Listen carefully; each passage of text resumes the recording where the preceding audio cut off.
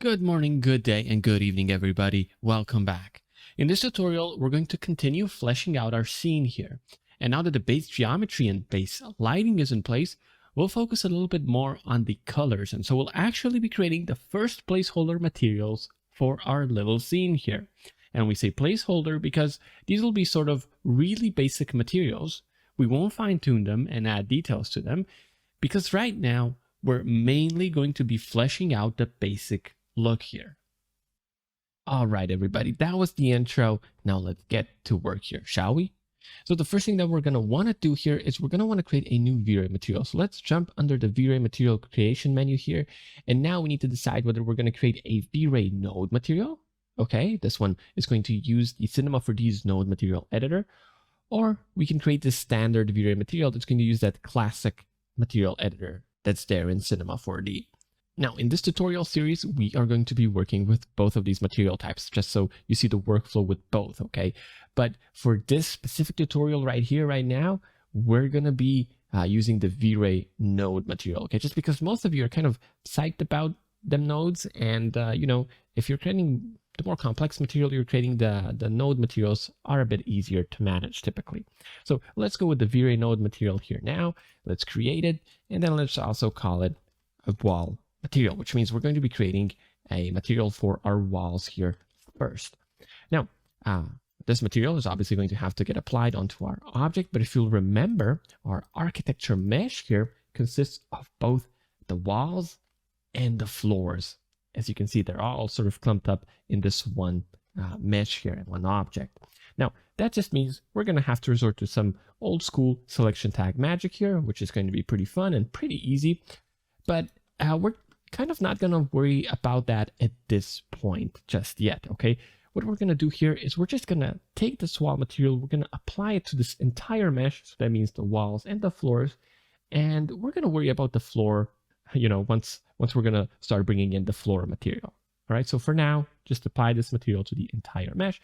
Then let's also bring up the render settings because we do want to add this wall material, this newly created wall material, into our material override exclusion list here. So with that done, we can start up interactive rendering and we can go to work here. All right. So let's click on the wall material here, bring up the node editor, and let's make this node editor just a little bit more, just a little bit smaller so everything fits on our screen here. All right, there we go. So what I'm gonna wanna tweak here first is probably the color for our wall. So I'm going to focus on the diffuse menu and the diffuse color parameter. Okay, so let's bring up the color chooser for this parameter. And now let's start dialing in the color. Okay, actually, before we do that, a bit of a friendly warning. Okay, so by default, whenever you're working with node materials in Cinema 4D, you'll be able to see that this linear numeric values button will be ticked to on.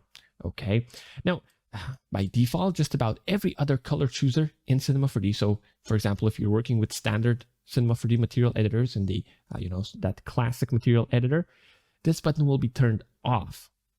Now, if we just pick a random color here, okay, and toggle this button to off, you're going to see that these values are not exactly the same if you have the button toggle to on or off, okay? So if you want these color values here to match pretty much every other color chooser in Cinema 4D, make sure that this button here is turned off.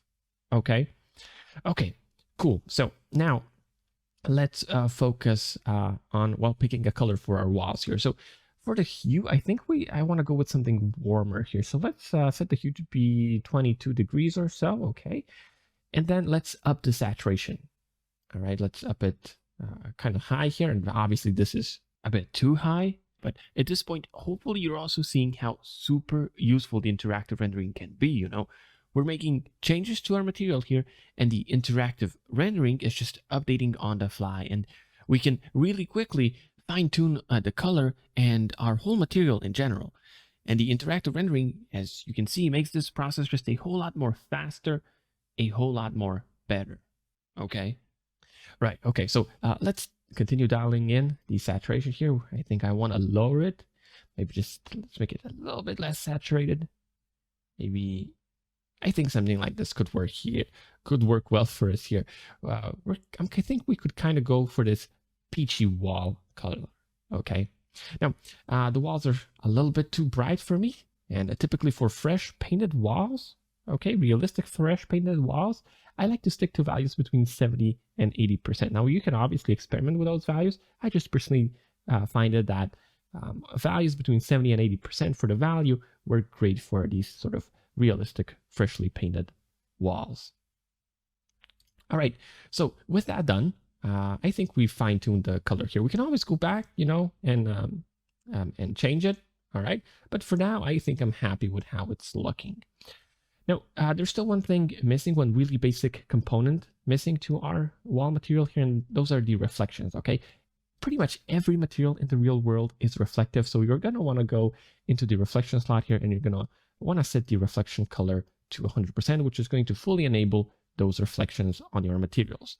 Now, obviously, by default, the reflections come in super shiny, which is, you know, it's kind of looking cool, but not very realistic. So let's drop the glossiness down, and let's just drop it down to a value of 0.5. I think that's going to work well for us here. And as you can see, now the walls just have this sort of softer look to them because, you know, now we've added those reflections. The reflections are very rough, you know, they're not mirror-like, but it just adds that nice little realism to the entire thing. Okay. And again, at this point, you know, we would really like to stress this. We're not fine-tuning this material and we're not going to detail them. We're just sort of developing the look of this scene. We're doing the look dev part right now. We're trying to come up with these basic sort of materials that we're going to tweak later on, okay? All right, so with all this done, I think the wall material is looking okay for now. So let's close the node material editor and let's focus on the floor next. Okay, so let's bring in a new V-Ray node material. Let's call this node material floor. Okay, and then let's stop the interactive rendering. Let's bring up the render settings again, and let's just drag this floor material into the material override exclusion list here. Okay, we can start up the interactive rendering then. And the next thing that we're going to have to do here is that selection tag magic, if you remember. So right now we have this wall material that's applied on all the polygons in our mesh here. All right. But what we're going to want to do here is we're going to want to select our mesh, go to the polygon mode, and just select the floor here. Okay, so just the floor, and then go under the select menu and hit store selection here. Now that's going to add this selection tag here. We can name it properly just so we don't get confused later on. And now what we can do is we can drag this floor material onto our mesh here. Okay, now you'll see it's being applied on top of our previous material. That's not what we want. We actually want it to be constrained by the selection that we made. So we want to drag this selection tag into the selection slot in our floor material tag here. Okay, and just by doing that, voila.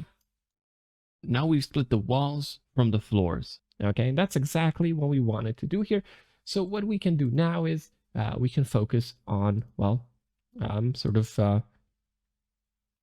just our floor material here, getting our floor material to look, well, the way we want it to look. So let's again focus on the diffuse component first. So the diffuse color. Okay, let's play with the color chooser. And I think for the floors here, I think we want to go with something green. Okay, so let's go with this sort of green hue here. And then let's also up the saturation, okay?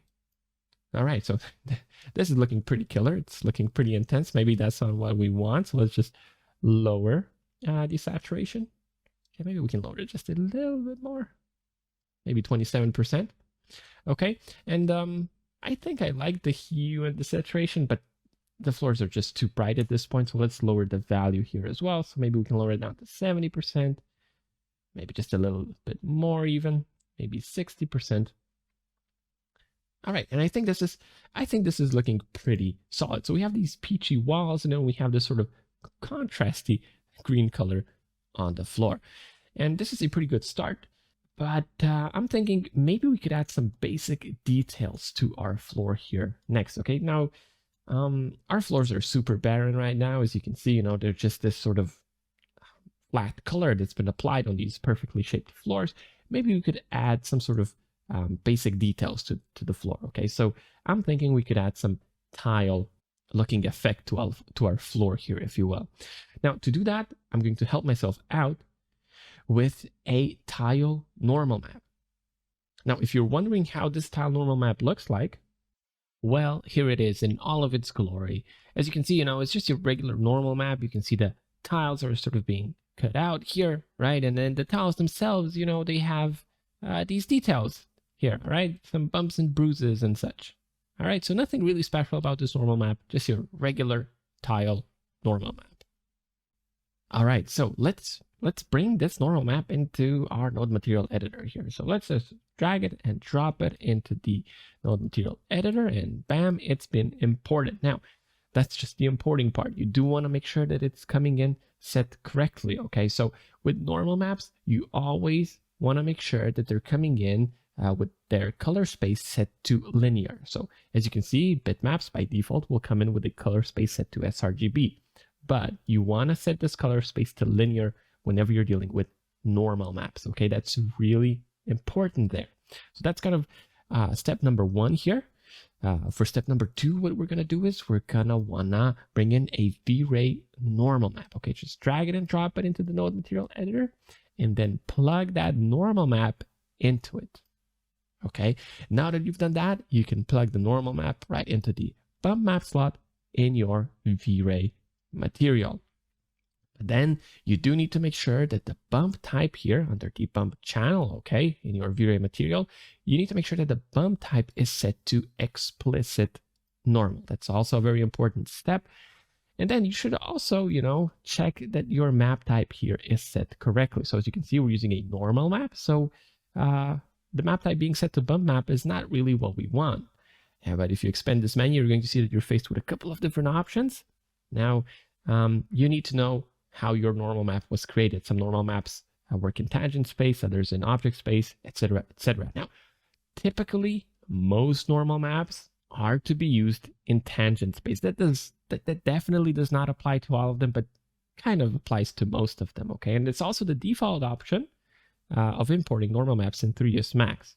Just so you know, it's a bit of an extra info, if you will. So let's go with normal map in tangent space. And just as another quick tip, if your normal maps are distorting your materials in these weird, unexpected ways, well, then the culprit is probably the map type. So you've chosen it wrongly in that case, okay? So always make sure, that this one is set correctly here as well. All right, so now our normal map here is all properly set up, and now we can really go in and we can start messing with things, okay? So let's zoom in on our VFB here so we see things just a little bit better. And then let's also set up a bit of a render region here, okay?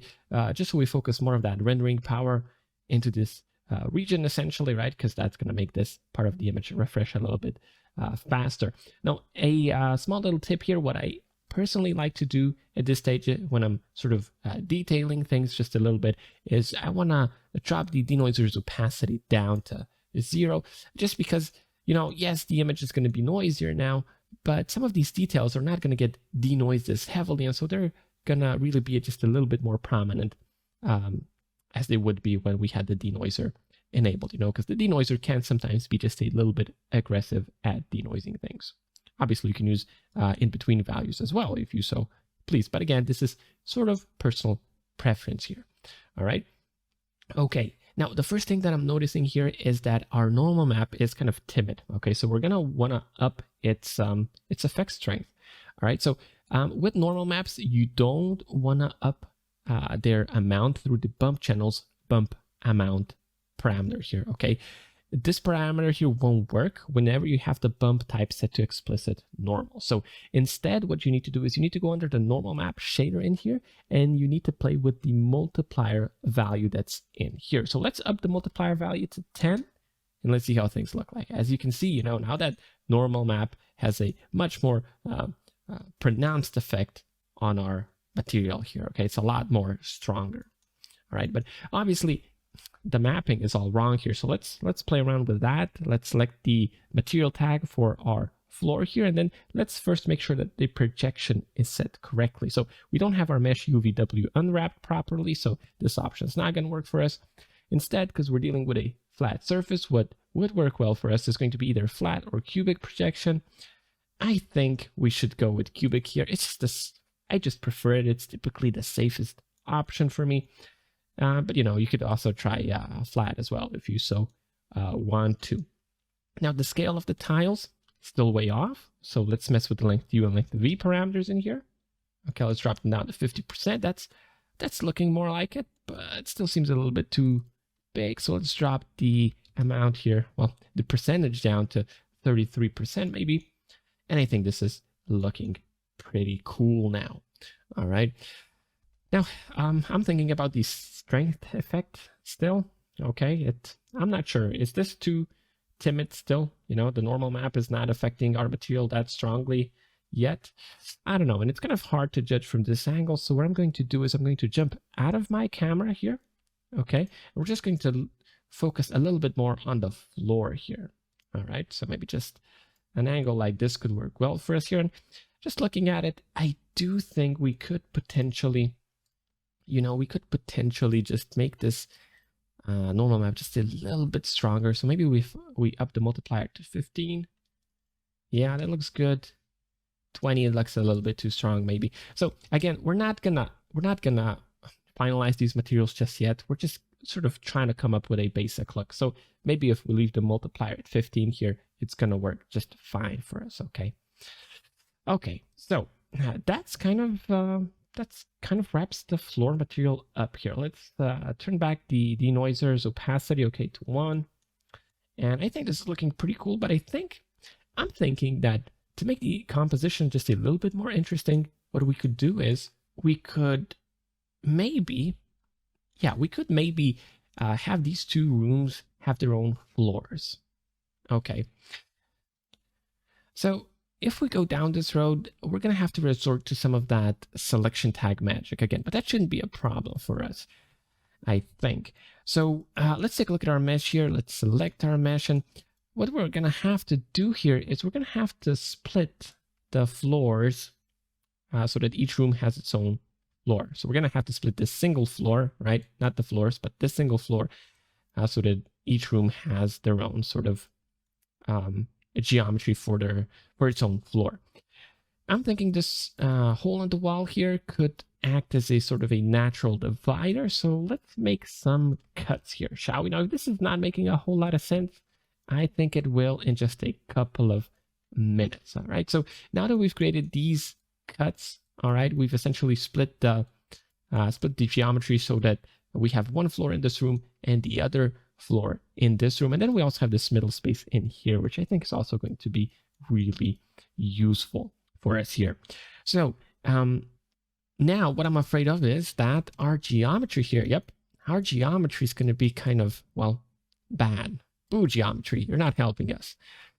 That's because we have this bevel deformer here, and we just don't have enough support loops for the bevel deformer to do its thing. So I think we can get away with just by creating a couple of simple support loops.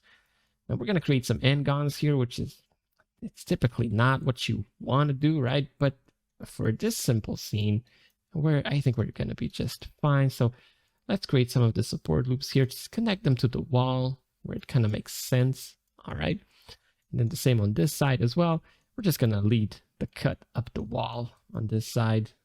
All right. So maybe something like this could work well. Again, you know, just real rough, but we don't really care because it's going to look good. Check this out. You know, we've added those support loops, and now that bevel deformer is not a problem anymore. All right. Cool. So we still need to do the selection tag magic. So let's go into the polygon mode. Let's select this floor right here. Okay, in this first room. And then what we're going to do is we're going to update this tag for the floor selection that we originally did. We're just going to select the geometry. We're going to hit update. And there you go. Okay, now this selection tag that's driving this materials restraints here, okay, is updated with, well, that it's only affecting these polygons. Let's also rename the selection here to floor A selection maybe. Then we also need to update these selection text here in the material tag. Okay. And now let's do the same thing for the other room. So let's just select all the polygons, all the relevant polygons in here. But now we're going to have to create a new selection. So let's store this selection and let's call it floor B selection. All right, now let's create a new V-Ray node material. Let's call this material A, floor B material. Let's rename the previous floor to floor A. You know, we're just organizing things. That's always important. And now let's drag this floor B material onto our mesh. And let's also make sure that it's constrained by this newly created selection tag. And there you go. You know, we've successfully split the floors in both rooms. And we get this middle part here, which retains the walls color, which I think is going to look really cool as well. So that's a happy byproduct of us kind of experimenting here a little bit. All right, so next thing, let's stop the interactive rendering. Let's bring up the render settings and let's add the floor B material to the exclusion list here. Sorry, and then let's restart the interactive renderer. Okay, so now for the floor B material, I already have a simple terrazzo floor texture prepared for it, okay? Because I've been thinking ahead here. So let's just scoot over the Windows Explorer here, or you know, whatever you're using. And let's bring in this terrazzo Venetian texture. Okay, let's just drag it into our node material editor. And then what we could do with this guy is we could just plug it into the diffuse color slot. Okay, so we're not going to be setting a color for our material. We're going to be driving that color through our texture here. Okay. Now, obviously, the scaling is off. So let's select the tag here. Let's set it to cubic projection. And then let's also play around with the length U and V parameters. All right. So maybe lowering this thing down to 50% could work. Let's also jump out of our camera here. Let's get closer to our sofa just so we have something for a scale reference. And then let's set up a render region. Okay, I think this is actually looking a little bit too small, the tiling. All right, so let's up the length U and V to maybe 70% could work. And again, you know, we're probably going to finesse this later on. For now, we're just setting up some basic properties. And we're also going to set up some reflections here as well, okay? Let's just enable the reflections. And then we're probably going to want to also lower the glossiness here a little bit. So maybe lower it down to 0.6. Yeah, we're still getting some reflections, but they're not too sharp, okay, too mirror-like. They're just a little bit rough, okay? Okay, all right. So I think we're done here with the basic materials. Again, these aren't your final materials per se, all right? We will probably, or we will add some details to them later on, but for now, you know, we're definitely getting a good visual result already. We're getting a sense of how the composition works, and so that's where we are at right now. We've fleshed out the main concept for the scene. And that kind of concludes this tutorial here. It maybe has been a little long-winded, but we wanted to make sure we sort of demo the creative process. And also, how the interactive renderer can really help you out even in these early stages. It really makes working that much better, effective, and well, funner, really. So thank you for tuning into this one. We'll see you in the next one.